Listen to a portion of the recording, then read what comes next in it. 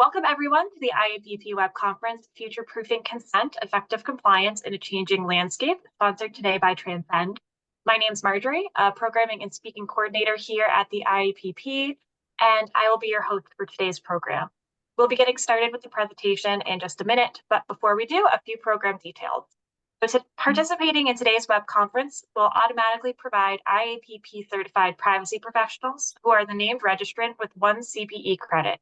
A recording of this program and the slides will be available in your My IAPP account under My Purchases and My Recordings tab within 48 hours. Please feel free to post any questions you have for our panelists in the Q&A area at the bottom of the screen. And we are looking forward to today's conversation. So I will pass it on over to the folks at Transcend to begin. Thank you so much, Marjorie. I appreciate the introduction and welcome everyone. Good morning. My name is Cameron Ivey. I am marketing manager over at Transcend. We are super excited to be here. Just to make sure you're in the right place, this is for Future Proofing Consent. And thank you again for being here. Let me go ahead and introduce two people that I call friends, but they're very special. And first of all, number one is Ron De Jesus. If you've never heard of him, he is the first ever Field Chief Privacy Officer at Transcend. He's responsible for leading Transcend's privacy advocacy and evangelism efforts. He's also actively engaging with privacy leaders in the industry to identify and promote governance strategies that reflect the complex and deeply technical demands of privacy. Next is Safaa Darwish. She's the program manager for customer privacy operations here at Transcend. She works closely with our customers to implement privacy solutions fitted to business needs. She built out privacy programs for companies operating multiple multinational brands needing a cohesive privacy operations solution. So with that being said, let's go ahead and talk about the agenda real quick. So today we're going to be talking about why this matters. So we'll dive into why consent management is so crucial for privacy and your organization. This will kind of set the stage for everything that we'll discuss today. We'll be going over the regulatory landscape, looking at the current regulatory landscape. Keeping up with those changes is key to staying compliant and protecting your organization. Then we're going to kind of assess the typical or legacy type of consent management process and pinpoint what might be holding your organization back, kind of identifying gaps and what's the first step to improving that. Then we're going to be talking a little bit about practical steps and tools for enhancing your consent management. These insights can be a game changer for organizations and customers. Then we're going to also go over a little bit of some real world examples to kind of bring this to life and talk about some of the lessons and practices learned in that. And then we're going to go over a Q&A. And we'll have feel free to ask questions throughout this whole entire thing. We want this to be engaging. Don't be shy. We're humans just like you, right? And we want to have an engaging, fun webinar today. So thank you again for being here, and we're really excited to get this thing kicked off. So we're going to start things with a poll question. So please participate. Which area of your organization's consent management do you feel is lacking the most today? And that should be popping up for you to go ahead and answer. So we have 4 different choices. You have legislative understanding and tracking, current vendor not meeting expectations, unsure if current CMP setup is compliant, and lack of technical resources internally. We'll give everybody 60 to 90 seconds to kind of fill this out.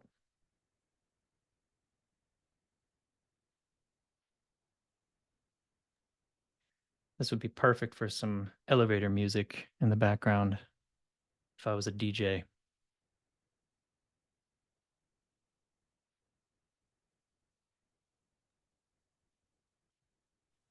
Maybe that legislative understanding and tracking is coming in strong. Mm-hmm. Is that surprising to you? You know, we definitely, over several different industries, I think the very first question that we a lot of times get asked when we onboard a new customer is like, how can I stay up to date? just everything is shifting.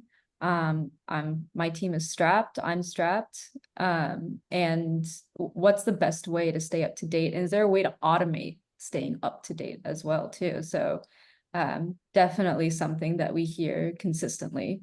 And you know, it was my prior life building out privacy programs and my, you know, own privacy program for my prior org.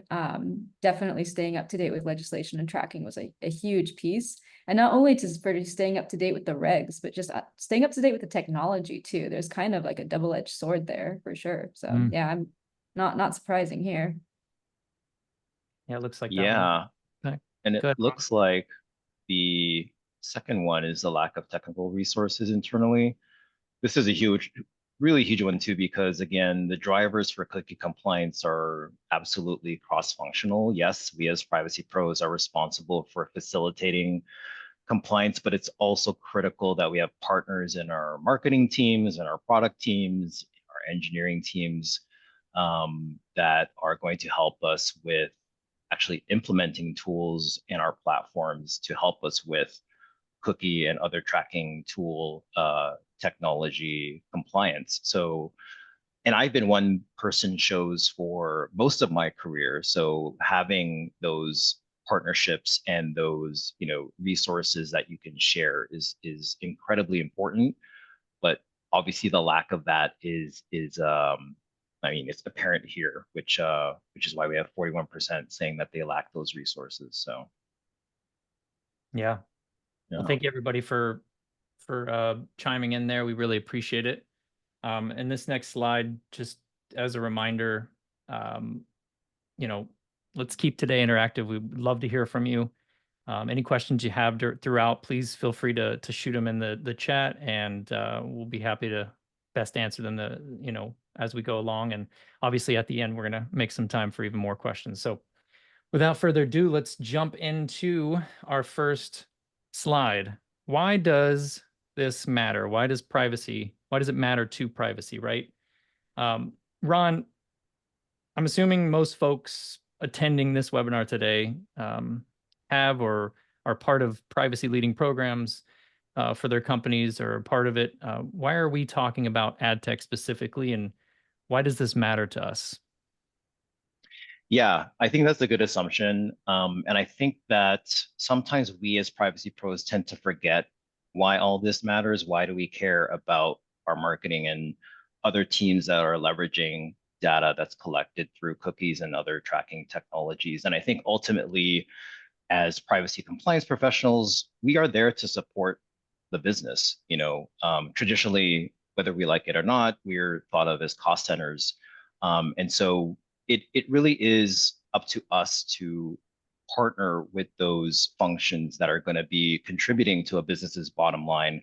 And that is hugely marketing teams and other product teams that are developing features and tools that are, you know, generating revenue for a business. So it's really important that we keep on top of, you know, Safaa had mentioned, like just this patchwork and plethora of laws that are emerging on this area. And if you think about the capabilities of our marketing teams, they do some really powerful things with the personal information that they collect.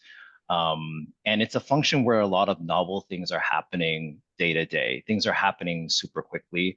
And that kind of leads us to also need to be on top of the laws and regulations that speak to not only ad tech privacy, but just, you know, things around sensitive health information, sensitive information in general. So it really is, again, up to us to make sure that we're on top of that so we can best support those revenue generating teams. Wanted to share just a couple quick stats in Bloomberg. It was reported this week, or I think last week, that digital advertising accounts for 98% of Meta's revenue. I don't think that's a big surprise, and 81% of Alphabet's.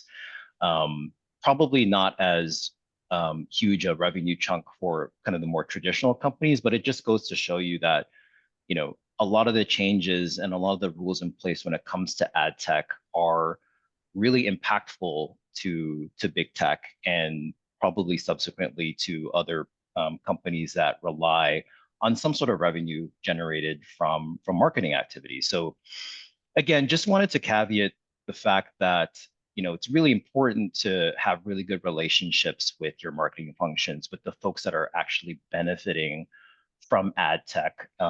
And it's really important that we understand how our world affects their world and vice versa. And so just wanted to level set with that we, obviously from a compliance and operational perspective, we should be really helping marketing teams do the best that they can do with the data that they got.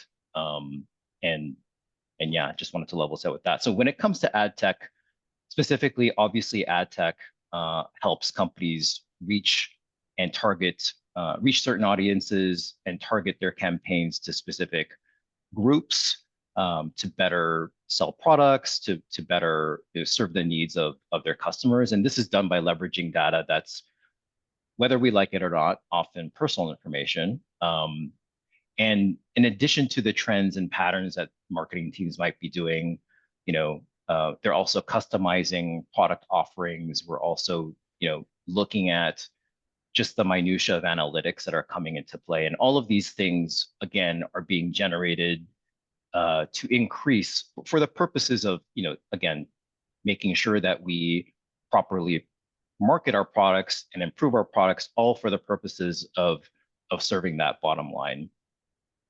And just based on past experience, for the folks that don't know me on this call, I was previously the Chief Privacy Officer at Grindr, and I also led privacy functions at Match Group, Tinder, Coach. So lots of in-house operational experience. And a lot of the times, the questions that I would be asked from our marketing teams are things like, hey, can I run this campaign? Can I target this particular group with our services? Can we partner with this company to do this? Or someone in product is going to ask, hey, can we use all this good analytics data and combine it with this and then do this to our product? And I've worked with a lot of creative product and marketing folks who tend to like to play devil's advocate most of the time. I would liken them to children sometimes, saying, well, why? Well, why that? Well, can't I do this if I do that? So I just, what I've learned is that, to be that partner, it's really important to understand where they're coming from, because marketing teams, one of their main, I would say, MO is to essentially maximize the potential that they're getting from all this data that they're gathering. They're maximizing that value of the data that they're gathering is really important to them. So we have to understand that. And so they will come up with creative ways or creative questions around what they can do with personal information. And it really is our job as privacy pros to provide guardrails to those teams. I think in the third bullet here, we talk about data that's fully consented. I think typically what we mean by that is that we want to ensure that these marketing teams are using data that users have verifiably consented to the use of for, targeted advertising or for things that go above and beyond, your normal marketing activities. So when we talk about fully consented data, that's what we're typically talking about. So high quality, high fidelity, all these kinds of terms are somewhat interchangeable. But what we're really doing is making sure that the data that our teams are using comply and have been gathered with the proper privacy controls in place, like transparency, like choice. Before we get into the regulatory landscape, Cam, I just wanted to just state today that, today we're not focusing on the intricacies of the ad tech universe. It is quite intricate. I actually read an article the other day that described ad tech flows as spaghetti. And I think that's actually quite a good analogy for just the immense amount of players within the ad tech space. We're not going to get into that. For the purpose of this specific webinar, it's assumed that folks generally know at a high level, what a publisher is, an advertiser is, and that kind of one-on-one understanding. I do highly encourage folks to, there's lots of good material and webinars out there that dive deep into DSPs and SSPs and the, again, plethora of other players out there, but we're not going to get into that. But as privacy pros, as you start to work with your teams and your marketing teams, it is absolutely critical to kind of dive into that, to get a better understanding of how these privacy laws that we're going to talk about next kind of apply. That's so great. Yeah, any thoughts on that, Cam, or can I get into? I mean, I didn't want to like throw random questions at you, but it had me thinking. Throw them. Well, I mean, like in security, there's a lot of questions about training and all that kind of stuff. And I would imagine in the privacy world, it's kind of similar. Training is lack thereof probably for a lot of industries. But do you think that, like, from your experience at Grindr and every team that you've kind of run and company, do you have any advice for those that are on, in terms of how, like, what's the best way to keep up with regulatory changes and things like that? Do you have like good resources that you would recommend? Yeah, training is absolutely key. And, I would say that marketing teams specifically need training on what they can and cannot do with the data that they're collecting, with the marketing campaigns that they might want to be doing. I think even basics around, and we'll talk about the regulatory landscape in a bit, but basics around CAN spam, which has been around for more than a decade now. Like I've still seen teams put out marketing emails without proper unsubscribes, right? So just the kind of the basic 101 of marketing privacy is definitely something to invest in. And then in terms of resourcing, big shout out to the IAPP that's helping us with this webinar. There's tons of resources there if you're an IAPP member, and also, just general marketing privacy resources online that are simply available just publicly. But I think having privacy training for your kind of key functions is critical. Role-based training, above and beyond marketing, other functions like customer experience would need, training in terms of how do I affect an opt-out if I were to receive it, for example. So yeah. Good point, Cam. Yeah, training is definitely absolutely key. Awesome. Before we go to the next slide, Safaa, did you have anything to add with your experience? Yeah, I mean, I think that there is like the educational aspect of it as well too. Like as in a lot of times what I think of it as like privacy is in a way like inverse ad tech. I mean, for privacy purists, like we as compliance professionals just kind of want to go and be like the privacy purist. But at the end of the day, working within an organization, you're working in the middle of a business that is for profit more likely than not, unless you're working in a different sector maybe. But say if you're working for a for-profit business, you're part of the machine that's making this business grow and move forward and propel forward. And AdTech, MarTech, anything to do with maybe sale and share of data is really a big part of today's industry, especially for B2C businesses. So that's something I think that as we move forward as privacy professionals, it's challenging for us too, to think about. Not only are we trying to share knowledge and kind of do those trainings or be able to at least build like that rapport cross-functionally with our counterparts over in, the AdTech and MarTech teams, but there's definitely kind of like, you have to be a little bit reflective too, that it's a challenge to kind of be able to move forward and balance out all of those priorities. The propelling the business forward and protecting the business, and making sure that you are communicating that cross-functionally is definitely a challenge. Good point. All right, so we can go on to the regulatory snapshot here. Yeah, so when it comes to, the regulatory landscape, I do want to firstly say that when we're talking about the laws that apply to ad tech, quote unquote, it really is the existing laws that generally apply across the board, right? So whether that be omnibus legislation in the EU, so the GDPR, or even from a US state perspective, like the CCPA, when we think about personal data that's collected via ad tech, it's going to be under the scope of these general privacy laws. So there aren't really generally speaking, there aren't really laws that are specific to the technology per se. I will say, obviously, there's, the cookie law, the e-privacy directive that mentions cookies specifically. We also have the Canadian anti-spam law that talks about cookies as well, as a technology. But I would just say from a scoping perspective, all the things that you do with personal information under the auspices of the use of AdTech, those requirements would apply. So just wanted to kind of start with that.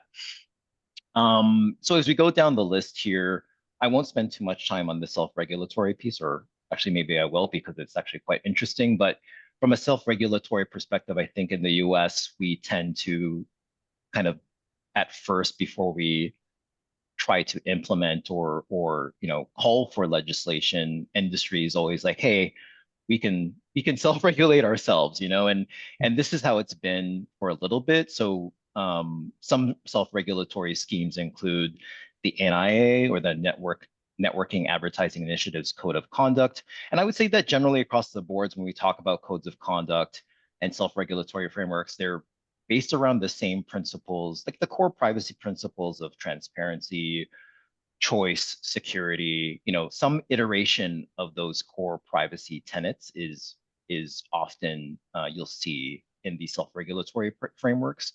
And I would say that NIA is actually a little bit more specific to ad tech players, versus publishers and advertisers, but more of the ad tech vendors that are kind of behind the scenes, and they provide a little bit more technical guidance. Whereas the Digital Advertising Alliance, or the DAA, they're actually a little bit more broad when it comes to their self-regulatory principles. And the DAA, I'm not sure if you, Cam or Safaa, kind of recall, you might see on ads that little blue triangle thing. That's the ad choices program. And so that kind of comes from the DAA and their attempt to basically be more transparent to consumers around, hey, click on this little icon, you'll get more information around why were you targeted with this ad and what are your choices around that. So when you see that little icon, that's from the DAA's ad choices program. And so these two are primarily US focused. And then now we have also the Interactive Advertising Bureau, or the IAB. In the US, focus more, I would say, on like technical standards, but IAB Europe does more, I would say, more so focus on how companies can better navigate laws like the GDPR, like the e-privacy directive, as I'd mentioned. So they had actually come out with something called the Transparency and Consent Framework, or the TCF. And it was their attempt to basically address all these requirements around transparency and consent, and through a standard approach, through the use of what's called TC strings, which essentially hold my consent, and allows it to be passed along through the use of a consent management platform like Transcend, for example. And so it was an attempt by industry to, again, effectuate the complexity of like what the GDPR expected, and then also what the e-privacy or the cookie directive had expected. So they're kind of why you see a lot of the cookie banners and like the CMPs in place today, is a result of kind of this confused interplay. Well, not maybe confused, but at first it was like this confusing interplay between what are my requirements under the GDPR with respect to tracking technologies and their collection of personal information versus what the e-privacy directive was saying. So I will quickly say, when it comes to the TCF, they were found to violate the GDPR itself in 2022, ironically enough, for a couple of things, for lack of safeguards and transparency. And it was also deemed that these TC strings that I talked about, which essentially hold my consent, were deemed personal information, which then brings these TC strings under the scope of the GDPR, and then also essentially imposes certain requirements on the IAB Europe itself, and I think it was the Belgian DPA that essentially said you are a joint controller when it comes to the collection of these, or the collection and general processing of these TC strings. So I think right now with the TCF, what we're kind of waiting to see is how the IAB plans to adjust this framework to address the rulings. And then also, I think more recently, the European Court of Justice also came out and agreed with the Belgian verdict on this and said, yes, essentially that IAB Europe is, subject to certain requirements under the GDPR as well. So self-regulatory frameworks there, and again, I would say optional to some degree, but if you are a major player in the ad tech space, you're probably going to be part of one of these programs or these frameworks. Any questions there, Cam, on that before I get into like actual law? I mean, my first thoughts, and I don't know if anybody else is thinking this, is that obviously it's just clear that the US compared to Europe and beyond is far more complex. Is it complex to be complex, or is it complex because they are, like making it complex? That might be a too broad of a question.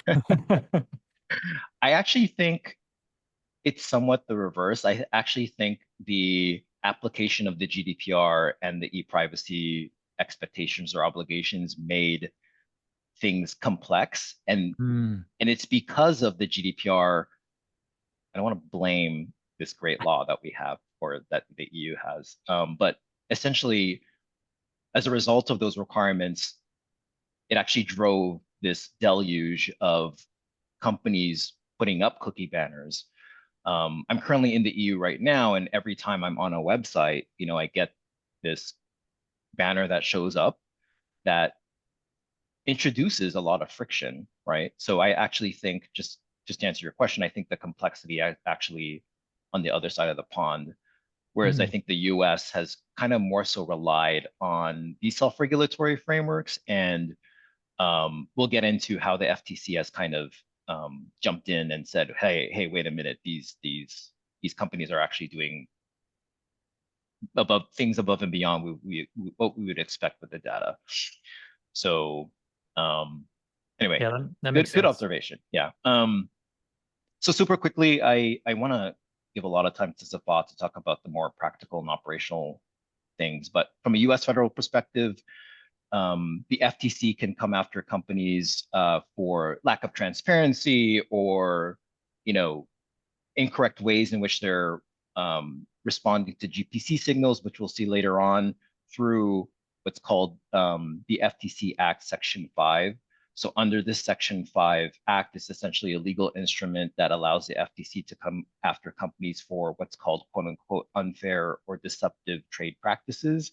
And they use that kind of as the figurative stick, if you will, to go after companies who aren't meeting expectations of privacy policies, and then also doing things that might be deemed unfair, like like what data brokers are currently doing with sensitive personal information that they're buying and selling and all that good stuff.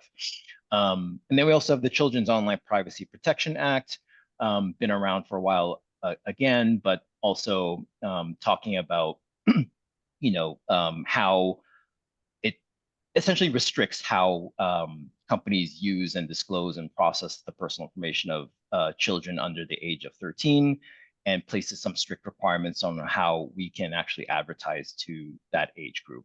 So again, from a federal perspective, those two frameworks in play.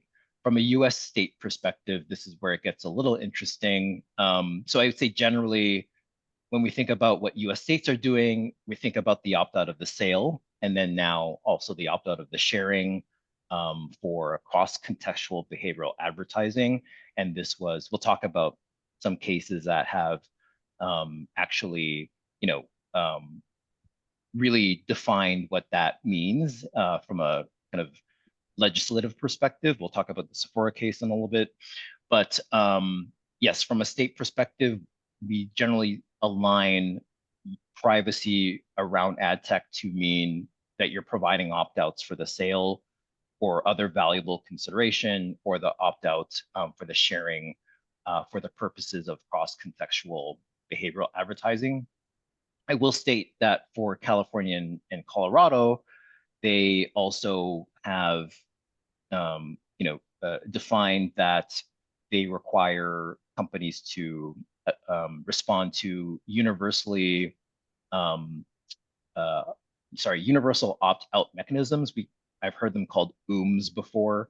You might hear of the global privacy signal as well. So those are actually now kind of codified in law in terms of companies needing to respond to these signals. So that goes above and beyond just the opt-out. It's now you have to, on a browser kind of level perspective, also respect users who use these controls to demonstrate that they want to opt out. So I won't go through all the states there, but what's notable, from a right-hand bulleted column perspective, Oregon, Texas, and Montana coming into effect later this year. So again, just in 2024 alone, we have 3 more states that are kind of at play. And then also some interesting things. Texas requires a blunt disclosure. Basically, you have to say, for example, well, not for example, they actually put the text in that you must disclose that, quote unquote, we may sell your sensitive personal data on your privacy policy, for example. So if you might be doing that through AdTech, so cookies and other things, you will be required to have this kind of blunt disclosure out there. Maryland, I talked about actually in a recent article on Ad Exchanger. It goes into effect on October 2025, and it specifically restricts the sharing of sensitive personal data. And you can only do that where it's strictly necessary to provide the service. So it's this kind of increased regulatory expectation that we're seeing states come up with. Before we thought California was like the pioneer, and they've been the pioneer in this space, but we are seeing states kind of diverge and go in their own way and actually impose requirements that could be considered just loftier when it comes to those types of controls and expectations. And then super quickly, from a European perspective, I think everyone knows about the GDPR. In recital 30, so it states that cookies are generally personal data if they can be used to identify users. And I think the general practice by companies now is to consider personal information collected by tracking technologies as personal information. You also have the e-privacy directive, which I mentioned as well, where that actually imposes that requirement to collect consent for cookies that aren't strictly necessary.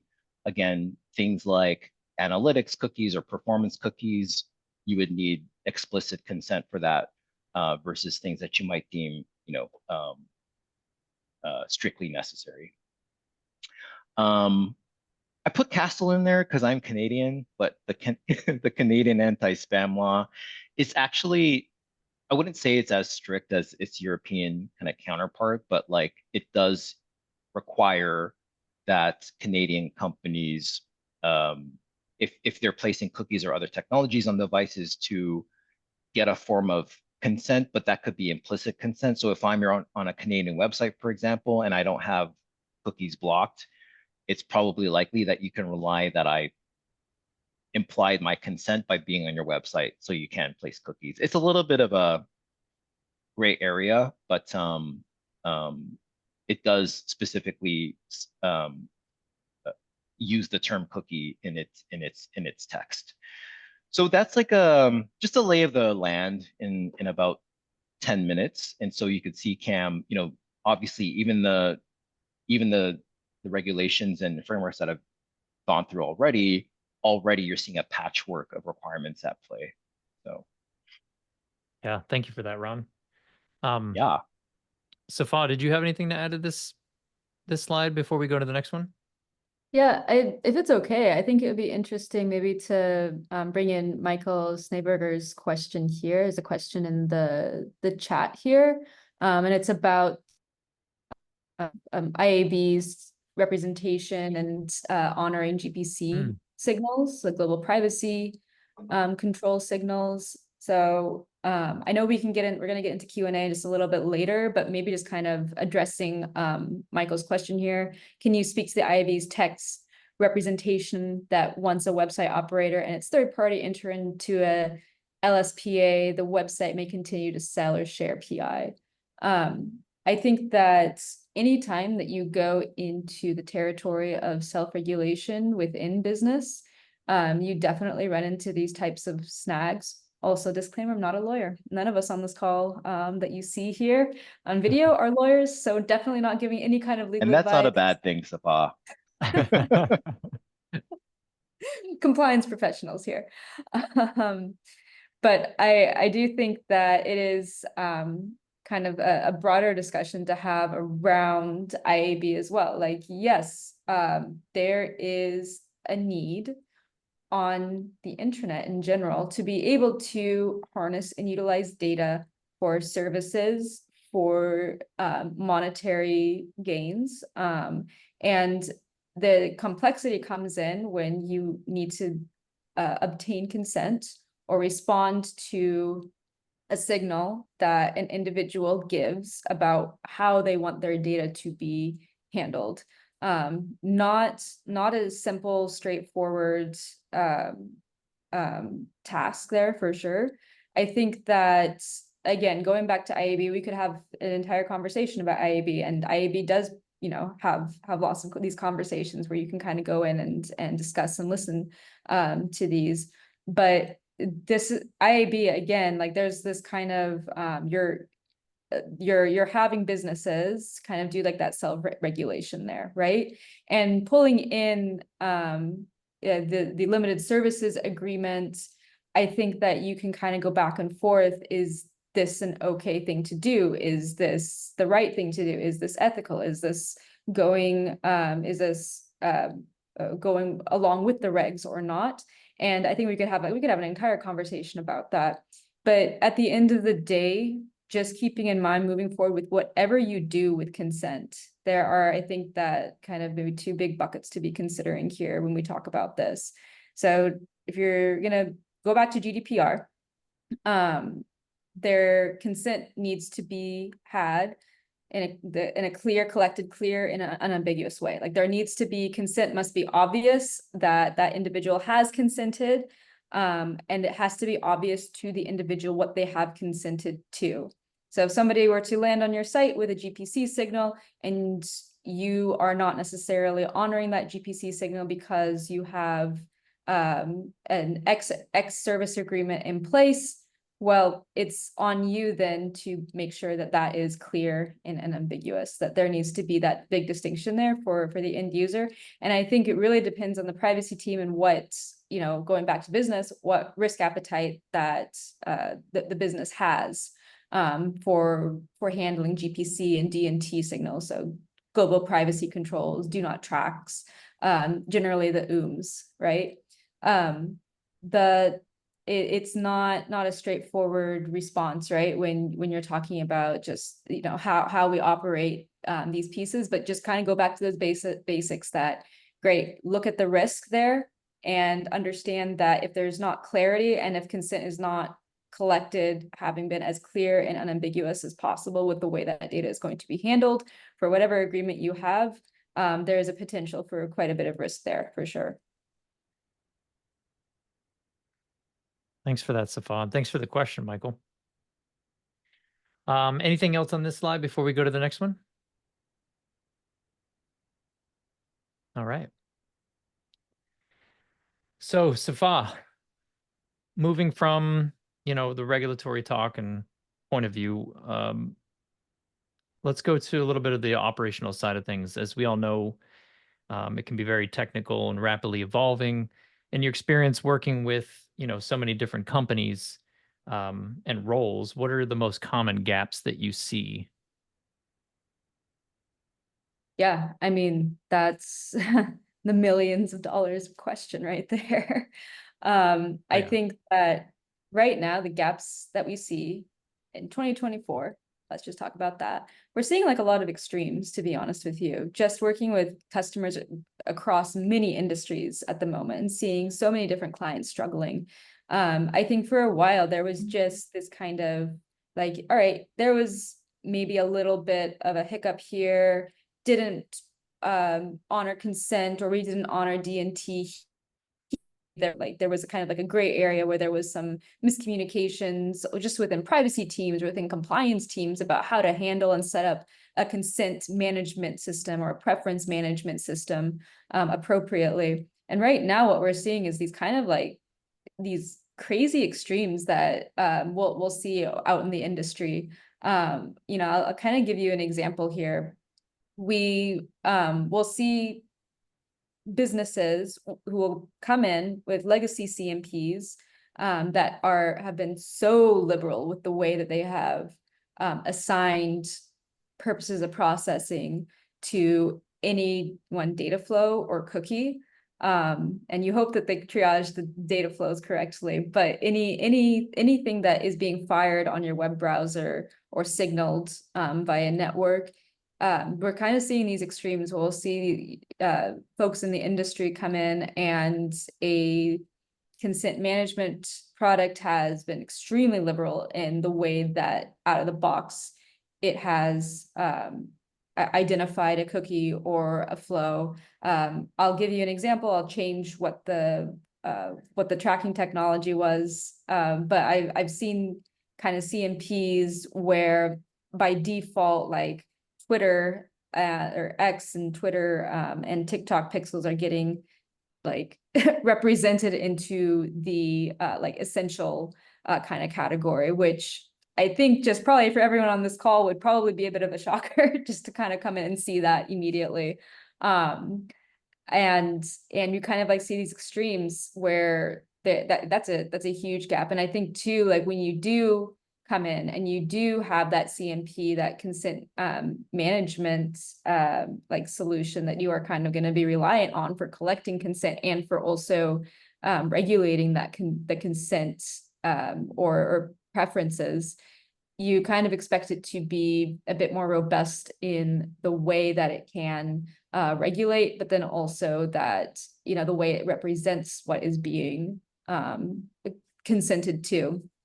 So right now we're seeing like a lot of folks out in the industry coming, you know, having had like a legacy CMP provider coming in with these basically lawsuits or plaintiffs' attorneys kind of doing like those bounty hunting kind of like, let's go check a website. Very easy to see if a D&T signal is being honored or not. Very easy to check for if my opt-out is being honored and if there's any kind of AdTech web flows that are staying on the website that should have been triaged differently. And ding, it is super easy. I mean, it's one person after another, one company after another. We're just seeing like these little tiny lawsuits or these little nuisance suits all the way up over into class action lawsuits, just because of the way that the consent was handled and the way that the consent was handled by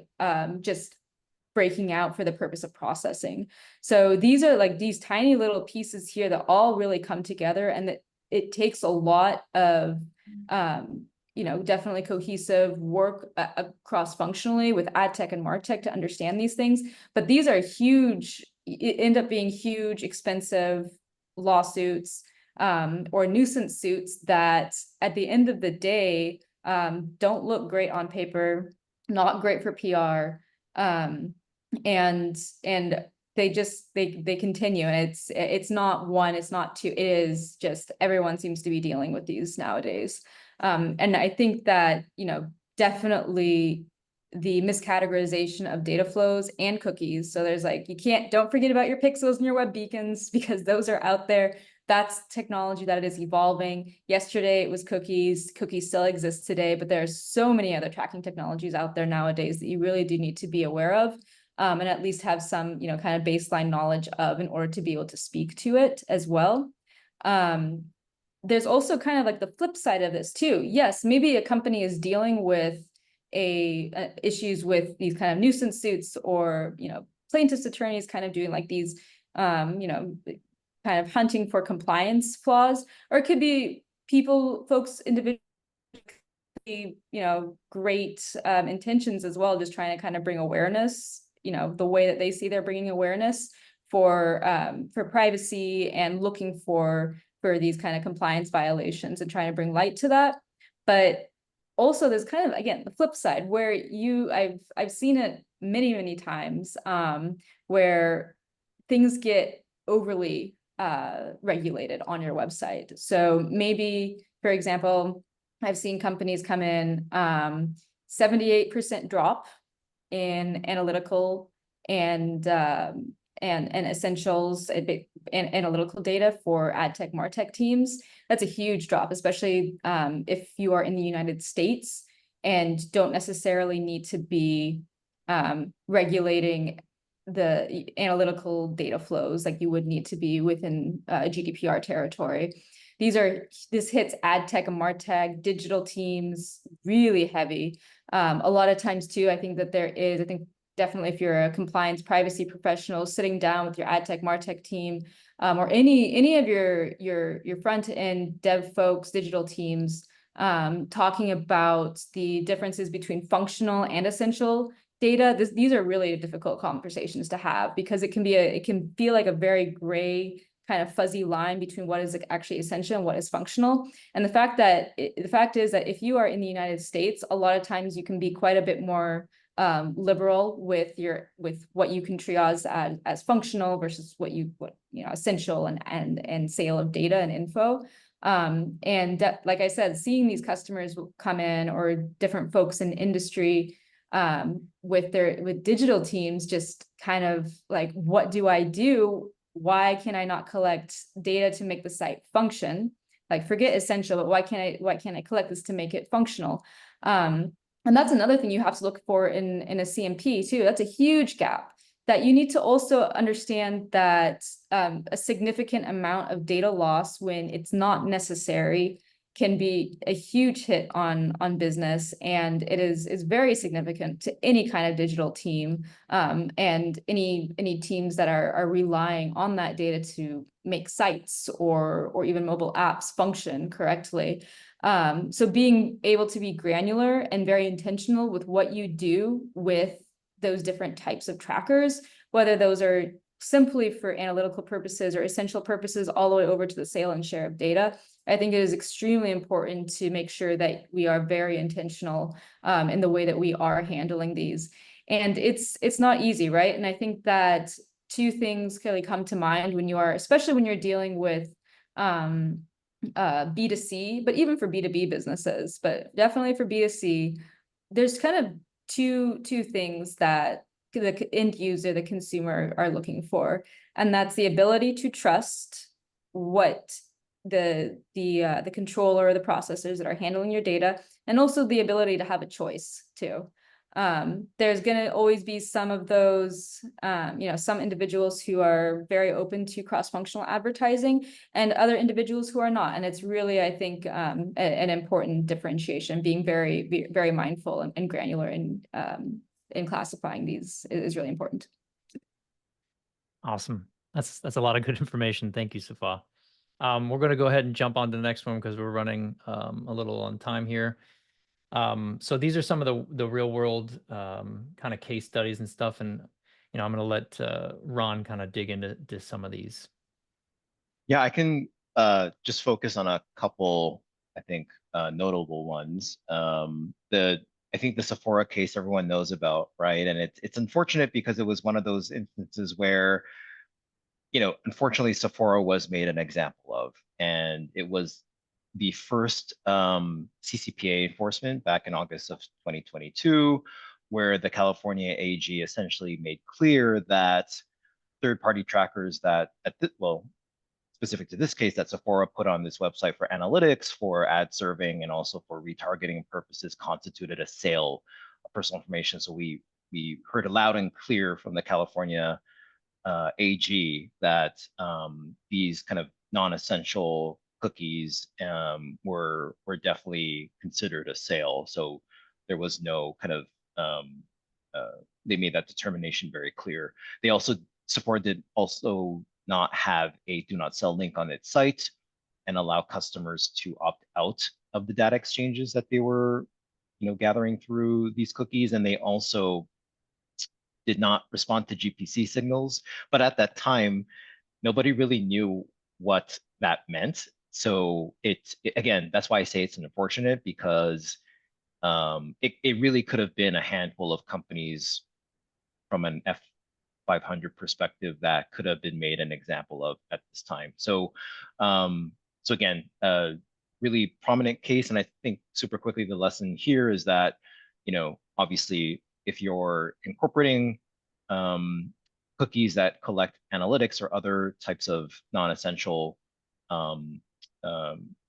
information, that you should obviously have a cookie banner. And then also don't mess with the cure period. They also did not respond to the FTC's kind of warnings within that 30-day cure period. So definitely take heed of what the FTC is telling you in terms of period for the fix. Apple, just super quickly, the CNIL, which is the French regulator, imposed an 8 million fine on them for, and this is a first party instance, right, where Apple was collecting identifiers via the App Store and doing that without consent and then using it for targeted advertising. So lesson there is even your first party use of targeted advertising requires consent. Also, Facebook went through that as well. I'll skip the TikTok one, but I do want to super quickly talk about the Kochava one. They are a data broker, which, probably not a lot of folks in this space are working at a data broker, but it's important to note because from a Kochava perspective, well, the FTC was essentially alleging that they were selling the sensitive personal information that included location data to companies that could essentially be used to track.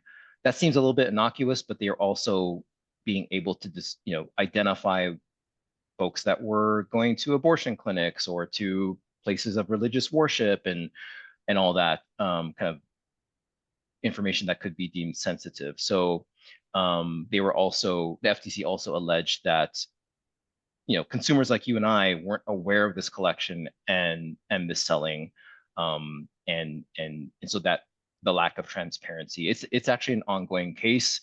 But the lesson here for us non-data brokers is that if you're allowing tracking technologies on your apps or on your websites, definitely be providing consumers with detailed notices and an opt-out, especially if you might be in the business of collecting and gathering sensitive personal information through these tracking technologies. But TBH, like, why would you actually want to be doing that with like someone's gender and religious identity or political affiliations? Again, something that is kind of like from a personal perspective, you would probably want to balance that with your product and marketing teams around, is the risk versus reward actually, where are we on that before you actually want to use that data, collect that data, use it for a campaign, for product improvement, that sort of thing. So I think just these are just kind of noteworthy regulatory enforcements that just wanted to call out here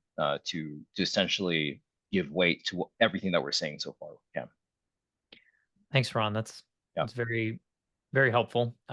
So for the next slide, since we've talked about some common gaps, we've talked about the regulatory landscape. Safaa, what do you think some effective strategies for a stronger consent management? What does that look like at a high level?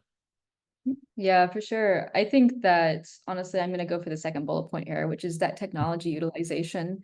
I really do think that we need to be leaning into technology the way that, as the regs change, technology also changes, and technology is changing faster than regs. That's just always going to probably be the case.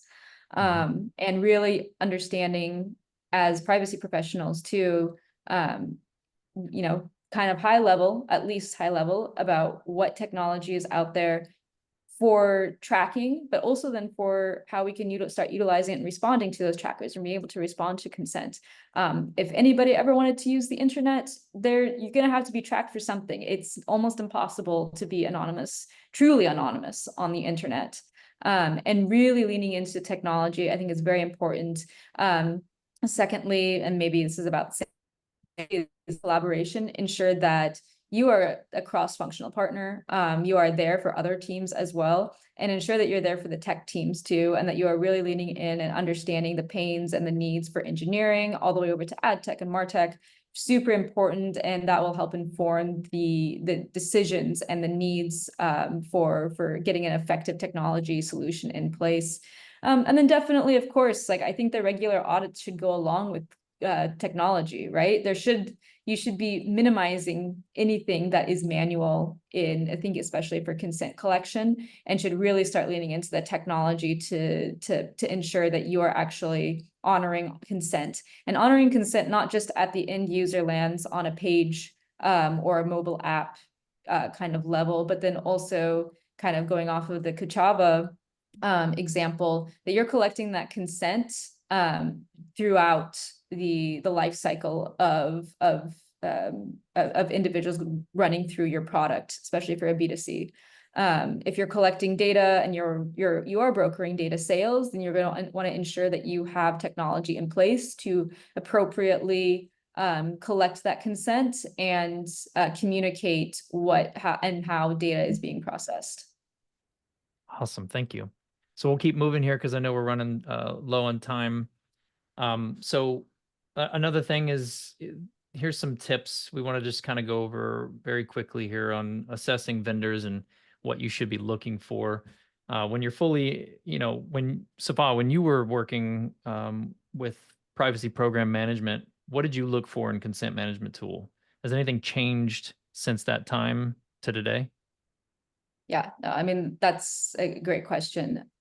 So even, when I was looking for a tool just out there, I went through a couple of different tools looking for a provider for consent technology that would be flexible. And that has not changed. Again, like I've been saying, the regulations change. It's a shifting regulatory landscape. There's nothing that is a comprehensive law of the land of the United States for privacy specifically. And technology is changing all the more fast, right? So you need to have something that is going to keep up with the changing regulatory landscape and those laws. And like we saw in the beginning of this chat, where folks are just trying to keep up with the changing regulations, need that flexibility in the tool. You need to be able to kind of turn on a new privacy regulation piece at the drop of a hat. Montana is going to be coming on in October. You need to make sure that you're ready, and you need to make sure that that's not going to break your team too in preparation for that as well. And looking for a tool that has the flexibility and that is understandable and clear and that can be used in a cross-functional sense that's what I needed. And that has even become more true, I think, as technology changes in today's landscape. Great. That's good insight. And going on to the next slide, kind of zooming out with the business benefits of kind of looking away from your legacy type of tools that are very manual. What are some of those benefits? Like, just give us a couple here. Yeah, I mean, this is huge, right? Like the business, like I think we talked about it a little bit at the top. The businesses are, for-profit businesses are there. We need to make sure that we're propelling that business forward. And the privacy team, if you're working within within a for-profit business, your job is to be able to balance out the regulations and rights of data subjects that are landing or interacting with your technologies, and being able to balance that out with the needs for the business to be propelling forward. And I think that is something that it's so easy to get lost in just wanting to push forward and go kind of by the black letter of the law, these compliance requirements. but I think that is something that we as privacy professionals, it is a challenge to be able to have to sometimes balance that out. I mean, at the end of the day, one of the reasons why pushing like having a great privacy tool and technology in place, I think, is that you need to, at the end of the day, as a privacy team, a lot of times be able to go back and chat with the C-suite and show why compliance and why privacy specifically is so important to the business. And that comes from, I think that, again, going back to two pieces here, I know we're kind of coming up short on time, but really making sure that your end users are trusting you, so you have that good face, honoring what they have asked to have happen with their data, and you're being communicative. That is great for your brand.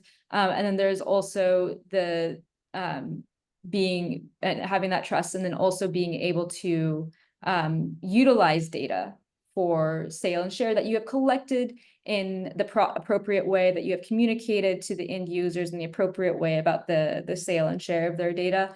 I think that, that not only protects the business, but it does help propel the business forward. So again, in a way, you sometimes at the end of the day become kind of like the inverse AdTech, MarTech team for privacy, just because you are responsible, honestly, for collecting and cleaning clean data and using clean data for business needs. Yeah, very good stuff. One last slide here, and thanks for everyone that is sticking around for the last few minutes, and we're going to wrap things up here. So real quickly, just a quick shameless plug. This is Transcend Consent. It's a next generation solution for managing user consent and preferences seamlessly across all your touch points and backend systems. So Transcend Consent offers full stack regulation, reducing gaps and upkeep. Our regional templates improve regulatory coverage, so you can tailor consent experiences based on geo regions, ensuring compliance with local privacy laws. The flexibility allows you to map consent banners to different privacy regimes, adapting quickly to new regulations without overhauling your system.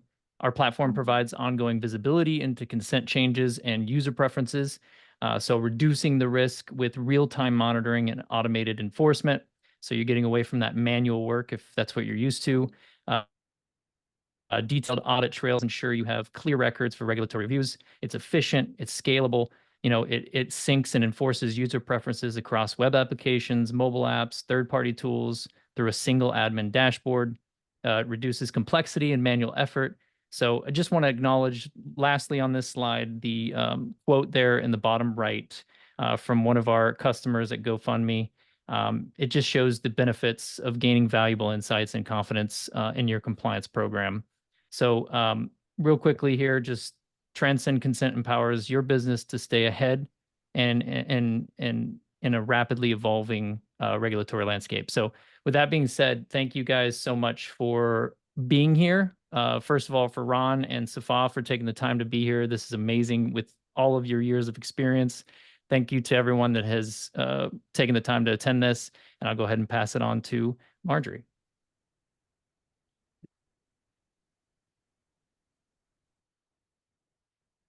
Marjorie, I think you're mute. Nope. Every time. Yes, thank you so much.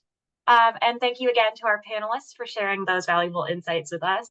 We also want to give a big thank you to Transcend for sponsoring today's program so that it's free to our audience. And then lastly, I do want to encourage you to click the survey link that was put in the chat about 10 minutes ago and just briefly give us your feedback on today's program. It helps us improve our web conferences, so we really appreciate it. That wraps up the program here today. Thank you all for joining us, and we hope to see you at another IUPP web conference soon. Thank you. Thank you. Thank you.